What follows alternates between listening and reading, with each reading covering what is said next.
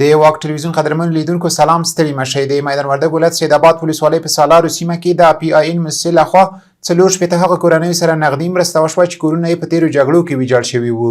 مسؤلین وویل چې یاد شمېر کورنیو ته نن په دوهم قسط کې 4 میلیونه او 80,000 افغانۍ نغدي مرستې ویشل کیږي. په افغانستان کې د ملګرو ملتونو سیاسي استازوالیو نامه مسؤلینو د افغان حکومت له چارواکو سره په کتنه کې ویلي هڅه کوي افغانانو لپاره نړیوالې بشري مرستې راجلب کړي.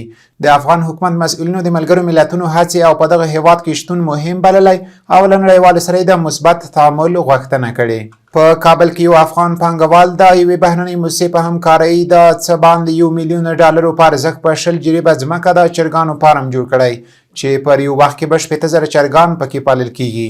مسؤلین وایي چې هدف یې خلکو ته د کار زمینه برابرول او د چرګانو غوښې او هګیو په برخه کې د هیواد پر ځان بسیاینه ده. د بادغیس د اطلاعات او فرهنګ رئیس په دغه ولایت کې د څه باندې 10 لرغونو اثارو د قاچاق له مخنیوي خبر ورکوي. د هغه په وینا په دغه تاریخي اثارو کې 8 د سرو زرو او 28 د سپینو زرو سکې شامل دي او په تړاو 4 کسان نیول شوي دي. لا هیواده بهر دا چې د ملګرو ملتونو سرمنشي انټونیو ګوتریس سومالیا ته د سفر په مهال د دغه هیواد لپاره د پراخ نړیوال ملاتړ غوښتنه کړې ده. سومالیا یو بېوزله هیواد چې له کلونو راهیسې د وچکالۍ او امنیتي ننګونو سره لاس او ګریوان دی. د واک ټلویزیون قدرمنو لیدونکو دا و د نن ورځې مهم خبرونه. تر بیا ښې چارې.